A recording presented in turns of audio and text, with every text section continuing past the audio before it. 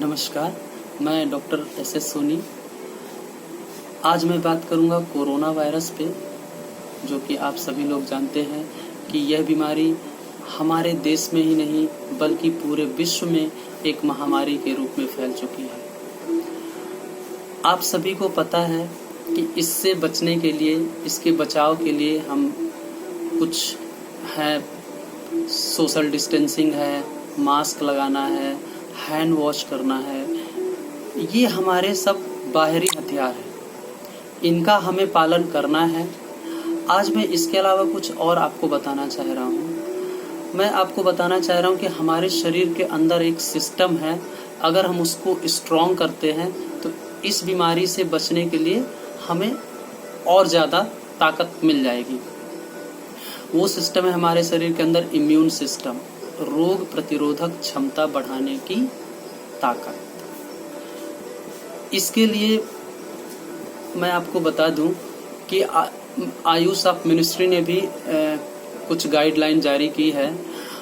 Even आज एक हमने न्यूज़ सुनी है और देखी भी है, शायद आप लोगों ने, कुछ लोगों ने देखा भी होगा कि एक रिपोर्ट आई है कि 6000 क्वारंटाइन पेशेंट में मात्र 11 पेशेंट को छोड़ के बाकी सबको आयुष की ये दवाइयाँ, आयुर्वेदिक और कुछ होम्योपैथिक मेडिसिन चली थी, तो उसमें से मात्र 11 पेशेंट को छोड़ के बाकी सब निगेटिव पेशेंट आए।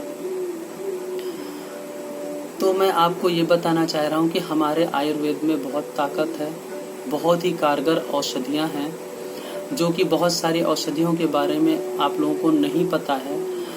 तो मैं ये चाहता हूँ कि सबसे पहले तो मैं आपको ये बताना चाह रहा हूँ कि हर मनुष्य की प्रकृति, हर मनुष्य के गुण, हर मनुष्य के दोष अलग अलग हैं। तो हमें अपने आयुर्वेदिक चिकित्सक से सलाह लेनी है और सलाह लेके औषधियों का, कुछ रसायन औषधियाँ हैं, कुछ नॉर्मल औषधियाँ हैं, कुछ और भी अच्छी औषधियाँ हैं, रस औषधियाँ हैं, इन सब के बारे में हमको नहीं पता है, जो कि आपको चिकित्सक की सलाह लेने के बाद ही पता चलेगा।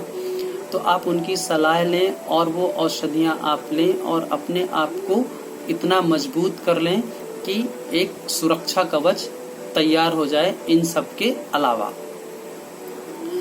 तो आपको बहुत सारी औषधियों के बारे में तो पता है कि त्रिकटु का काढ़ा पीना है, गिलोय का रस पीना है और कुछ घरेलू औषधियाँ हैं। इनके अलावा जो औषधियाँ हैं उनके बारे में आपको नहीं पता है, इसलिए मैं आपको बताना चाह रहा हूँ कि आप चिकित्सक से मिलें और उनका सेवन करें और अपने आप को मजबूत करें। धन्यवाद।